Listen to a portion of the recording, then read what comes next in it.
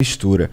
Queria que o pastor apresentasse a vocês as profecias de Daniel para ver o que o monarca vai achar. Jesus está voltando. Valeu. Como é o nome dele? Felipe Ferreira. Felipe significa domador de cavalos. Já que o Felipe falou, Felipe era o nome do pai de Alexandre o Grande. É interessante que não vale E Rodrigo? Rodrigo significa... Rodrigo vem do saxão. É? Rodericum. Significa aquele que é rico em glória. Eita! Tanto é que as línguas saxônicas, como o alemão, como o inglês, o nome Ricardo vem da mesma raiz. Fala rich, rico, Richard. Pode crer. Né? Bom, vamos lá.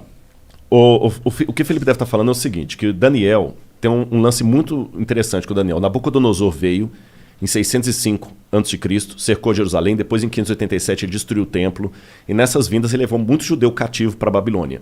Né? Levou muito judeu cativo para a Babilônia. E levou um jovem chamado Daniel. E ali a Bíblia fala que o rei teve um sonho. E ele ficou confuso com o sonho. Daniel foi lá, interpretou o sonho do rei e falou: olha, rei, Deus deu esse sonho para você para mostrar o que vai acontecer no futuro da humanidade. E o sonho do rei foi um sonho onde ele viu uma estátua com vários elementos: ouro, prata, bronze, ferro e ferro misturado com terra, com barro. Se eu tivesse uma Bíblia aqui, eu teria, mas ficou no carro. Mas tudo bem, eu vou citando aqui. Aí, Daniel capítulo 2, depois o pessoal pode ler em casa. E ele falou assim, o rei falou, foi isso que eu sonhei. Ele falou, pois é, rei, agora eu vou te revelar o sonho. A cabeça de ouro é o teu reino. E o seu reino vai passar. Vai vir um outro reino, que Daniel vai revelar no capítulo 7, chamado Medo-Pérsia, que vai dominar depois o seu. Depois vai vir um outro reino, chamado Grécia. Isso está no capítulo 7. Depois da Grécia vai vir um outro reino. Mas não está na Bíblia assim nominalmente, tá? A Grécia, a Medo-Pérsia e a Babilônia estão. É. Só dali para diante que não está. Tá. Estão as características. Aí vira uma... porque o livro da Mas já existia naquela época esses países? Não, 606 a.C. é só a Babilônia.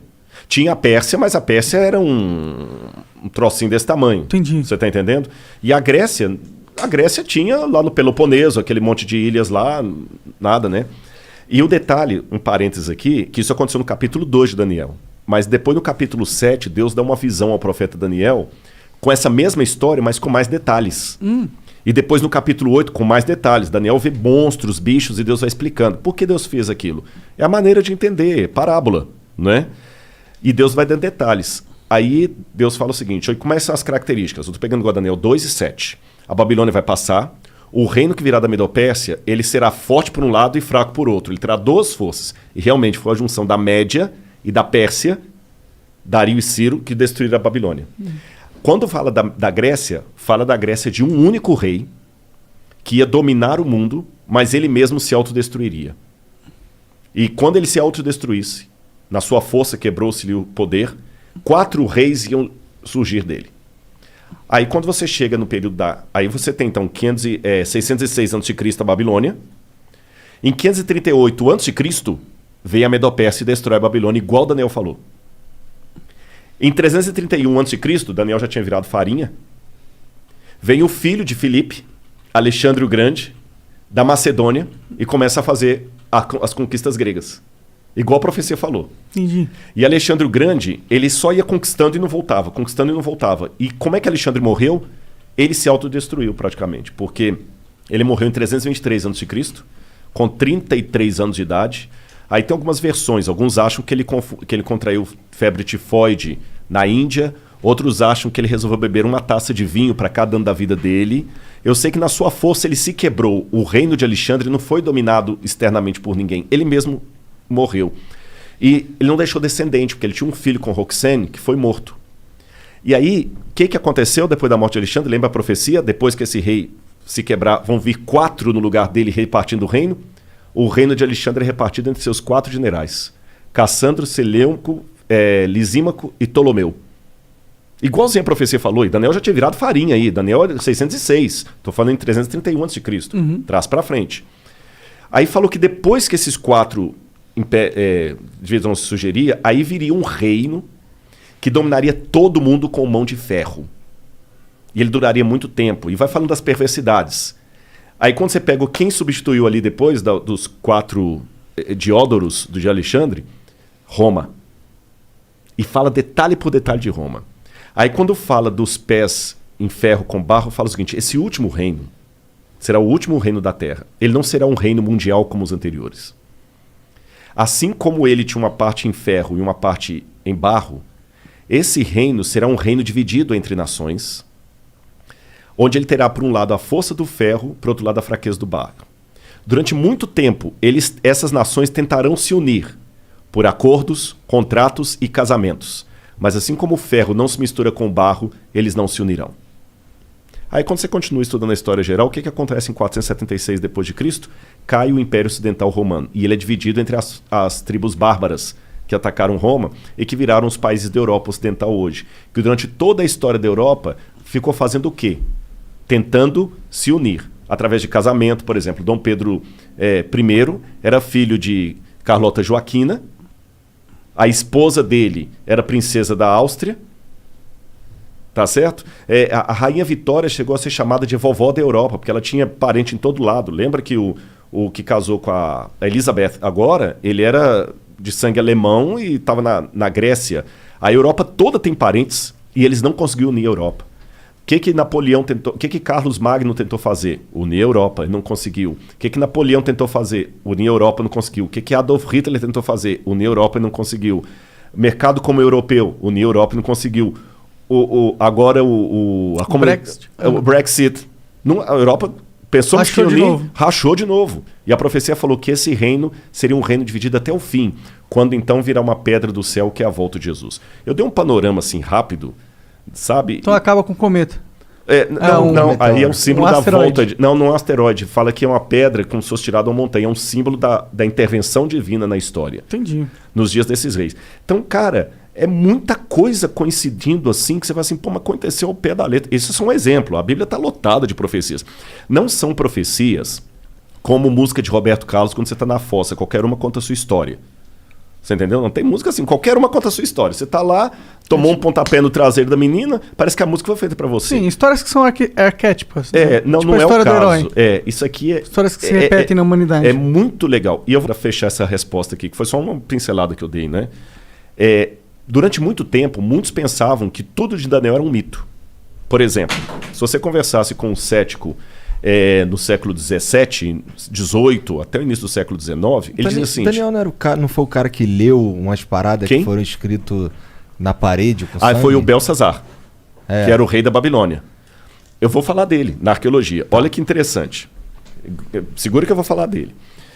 Um cético até por volta de 1820 ia falar com você assim, livro de Daniel é todo mito, bobagem, nada disso aconteceu, porque a arqueologia não existiu Babilônia. Pelo menos o grande império da Babilônia não existiu. Você vai no rio Eufrates de fora a fora e não vê nenhuma Babilônia ali. E a Bíblia e Heródoto falavam que a Babilônia, o rio Eufrates cortava a cidade, igual o Tietê e Pinheiros corta São Paulo. Aí você vai Tietê de fora a fora e não vê rastro de cidade. Até que, em 1899, um pouco antes, a Layard começou a explorar algumas coisas e ele conseguiu encontrar tijolos com escrita estranha, que foram decifradas e descobriram o nome de Nabucodonosor. Eu mesmo tive a oportunidade de traduzir um tijolo com escrita cuneiforme. Tem um artigo publicado disso, pela USP, inclusive. Que foda. Onde eu estudei e achei o nome de Nabucodonosor. Vou contar desse tijolo para vocês daqui a pouquinho. Provou, então, que, o Nabucodonosor existiu. Mas até esse achado de Layard, falar de Nabucodonosor era algo tão ridículo na academia como falar do rei Arthur. Provou que Nabucodonosor existiu. Em 1898, 14 anos depois disso, Robert Coldewey, um arqueólogo alemão, descobriu na colina de Hilá a Babilônia. E o rio Eufrates estava desviado, por isso que ele não passava dentro da cidade. Entendi. Então já provou, Nabucodonosor existiu, a Bíblia estava certa, a Babilônia também existiu. Aí, depois descobriram, quando decifraram a escrita cuneiforme, o neo-acadiano, a lista dos reis da Babilônia. Aí veio o Belsazar. Porque, segundo a Bíblia, o rei que estava no poder quando os medo-persas atacaram a cidade, o rei da escrita na parede lá que você falou, chamava-se Belsazar. Só que quando você pegava a lista dos reis da Babilônia, o último rei era Nabonido. Então, peraí. Agora nós temos um problema arqueológico. A lista oficial da Babilônia, quando colocava os reis inteiros, o último foi Nabonido, não teve nenhum depois dele. E a Bíblia fala que o último rei era Belsazar. Aí muitos críticos falaram, tá vendo? A arqueologia desmente a Bíblia. Até que William Talbot estava trabalhando nos porões do Museu Britânico e ele descobriu um tablete que foi traduzindo as orações de Nabonido, as crônicas de Nabonido. E lá nas orações de Nabonido, ele pedia aos deuses, ao deus Marduk, que protegesse o seu filho primogênito, Bel-Uru-Achar, que é Belsazar. Aí o Talbot, pô, caraca, bicho, o Belsazar da Bíblia existiu. Mas mesmo assim os críticos falaram, calma, isso não prova que a Bíblia está correta, porque a Bíblia coloca Belsazar como o rei da Babilônia. A única coisa que a arqueologia provou é que existiu um filho do rei chamado Belsazar. Só que mais tarde descobriram outro pedaço de tablete. Quando eu falo tablete cuneiforme, é aquelas pedacinhos de argila com escrita. Sim. Aí trazia o que aconteceu. O Nabonido não ficava em Babilônia a maior parte do tempo, ele ficava no oásis de Teimá. E quando os medo-persas atacaram a cidade, ele estava em Teimá, ele voltou desesperado com o exército dele, mas foi interceptado. E quem estava na cidade? Ali diz que estava o filho dele, Bel-Uru-Achar, que assumia o trono na ausência do pai. Entendi. E que naquela noite o filho foi morto, como a Bíblia fala. Agora olha que detalhe. Quando você vai no livro de Daniel, no capítulo 5, que conta essa história, o rei no desespero, quando ele vê a escrita na parede lá, que é a sentença de morte dele, ele chama os sábios da Babilônia para decifrarem, inclusive o Daniel, o profeta. E ele fala com Daniel assim, Daniel, se você decifrar a parede, eu farei de você o terceiro no meu reino. Está assim na Bíblia, farei de você o terceiro no meu reino. Agora faz sentido porque que a Bíblia diz que ele prometeu o terceiro lugar. É porque ele mesmo... É o segundo. É o segundo. Cara, então você vai pegando esses detalhes... É incrível, incrível. E quando eu traduzi, por exemplo, esse tijolo, que hoje está no Museu do NASP, eu sou o curador de um museu de arqueologia lá. Da hora. E eu fiz a datação com a USP, a gente datou o tijolo por termoluminescência. Eu fiz primeiro a tradução do acadiano, e eu achei o nome de Nabucodonosor e do pai dele, Nabopolassar. Eu traduzi a publicação, publiquei a tradução, e depois no IPEM, a gente foi fazer a datação ali com o Casimiro Munita. É aquele negócio, a gente cruza dados, contas... Eu não sou da área da química, mas aí a gente faz pares e publica artigo científico junto. Aí, quando fizemos a datação, a data da USP de termoluminescência deu 300 anos antes de Cristo para o tijolo, que eu traduzi. Da hora. Mas não foi da hora, sabe por quê? Não, porque Daniel era de 600 e pouco. 600.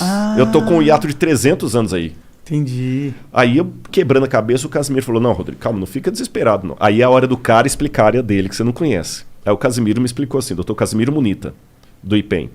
Ele falou assim, Rodrigo, a gente consegue, pela termoluminescência, datar a última queima da cerâmica. Então essa cerâmica pode ter 2.000 anos.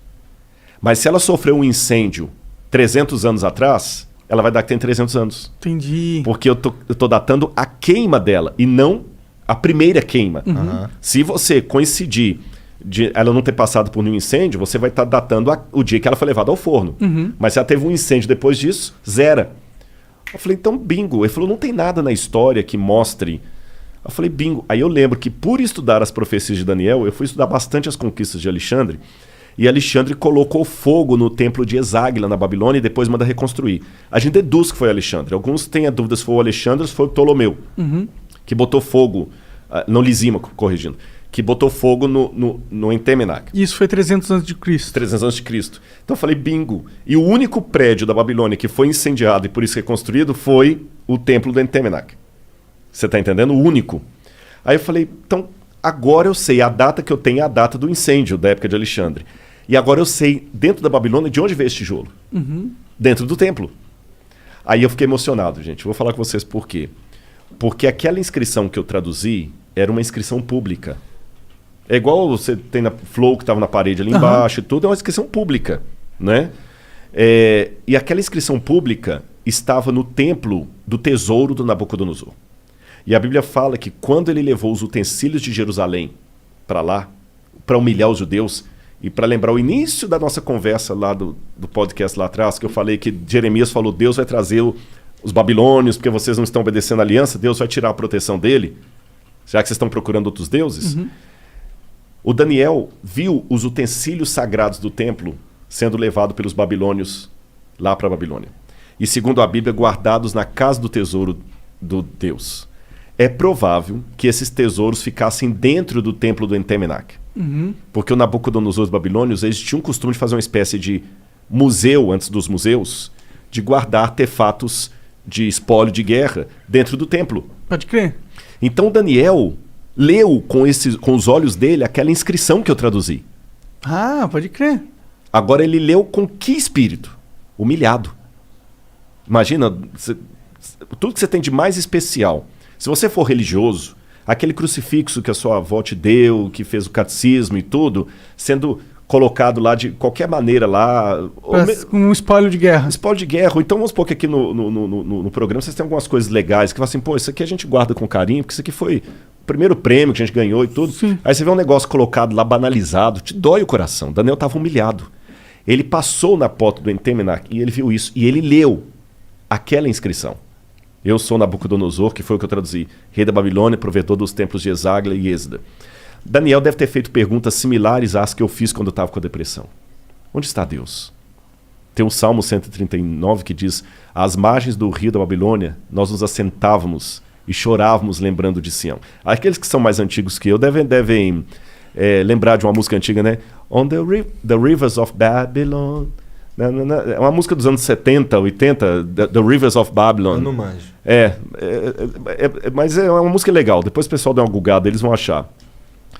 E essa música fala desse salmo que os judeus compuseram. Mas foi uma música pop, foi uma música de rock. A dor deles por estarem na Babilônia.